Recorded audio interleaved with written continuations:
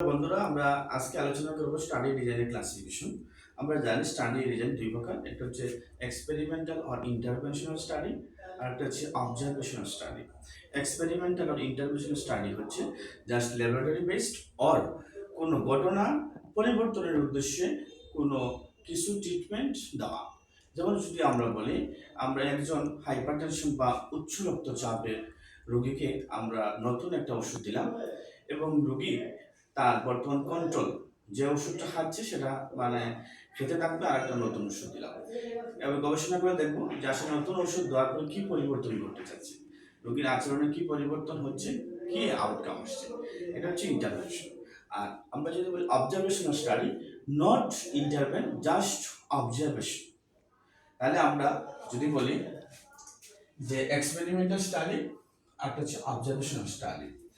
Experimental স্টাডিকে আমরা তিন ভাগে ভাগ করতে পারি। একটা হচ্ছে randomised control trial RCT or true experimental study.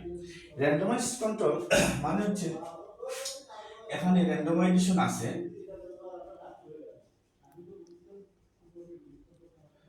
আছে প্লাস ইন্টারভেনশন আছে।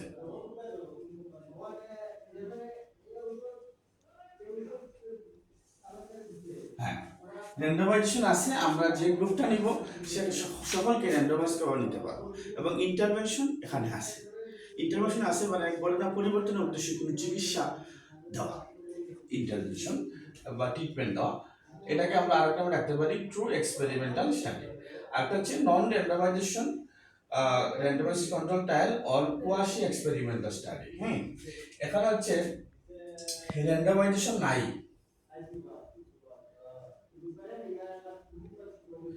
র্যান্ডমাইজেশন নাই প্লাস ইন্টারভেনশন আছে, ইন্টারভেনশন আছে।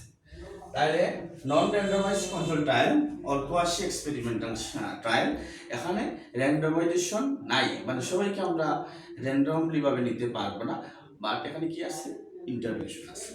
আর হচ্ছে আমাদের কমিউনিটি ট্রায়াল। কমিউনিটি ট্রায়ালে এখানে র্যান্ডমাইজড কমিউনিটি কন্ট্রোল ট্রায়াল আর একটা আছে নন র্যান্ডমাইজড কমিউনিটি কন্ট্রোল ট্রায়াল। এবার যদি আসি আমরা অবজারভেশনাল স্টাডি, এটাকে আমরা তিন ভাগে ভাগ করতে পারি: অ্যানালাইটিক্যাল স্টাডি, ডেসক্রিপটিভ স্টাডি আর হচ্ছে exploratory study.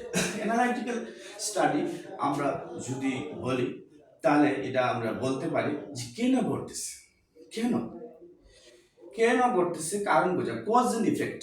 Cause and effect মানে হচ্ছে কারণ এবং ফলাফল, কারণ এবং ফলাফল। যেমন হচ্ছে যারা সিগারেট খায়, খাওয়ার পরে তাদের লাং ক্যান্সার হয় কি না, সিগারেট হচ্ছে কারণ আর লাং ক্যান্সার হচ্ছে ফলাফল। কজ হচ্ছে স্মোক আর ফলাফল হচ্ছে আমাদের লাং ক্যান্সার। যে কারণ এবং ফলাফল বুঝা, এটার নাম হচ্ছে আমাদের অ্যানালাইটিক্যাল স্টাডি। আর যদি আমরা বলি ডেসক্রিপটিভ স্টাডি, ডেসক্রিপটিভ স্টাডি মানে কি ঘটছে, কি ঘটছে।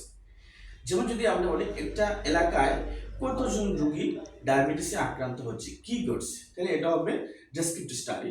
আর যদি আমরা বলি এক্সপ্লোরেটরি স্টাডি, এমন কিছু ঘটছে, এমন কিছু রোগীর উপদ্রব বা আবির্ভাব হচ্ছে, নতুন কিছু যা আমরা কারণ খুব কম জানি, এটার কারণ আবিষ্কার করা, নতুন কিছু তথ্য খুঁজে পাওয়া, এটা হচ্ছে এক্সপ্লোরেটরি স্টাডি। এরপরে আসি আমরা অ্যানালিটিক্যাল স্টাডিকে আমরা চার ভাগে ভাগ করি: cohort study, case control study, cross sectional study, correlational study. আর ডেসক্রিপটিভ স্টাডিকে আমরা দুই ভাগে, case report and case series. বন্ধুরা, আজকে এ পর্যন্তই। সবাই ভালো থাকবেন, আগামী ক্লাসের অপেক্ষায় থাকেন। আল্লাহ হাফেজ।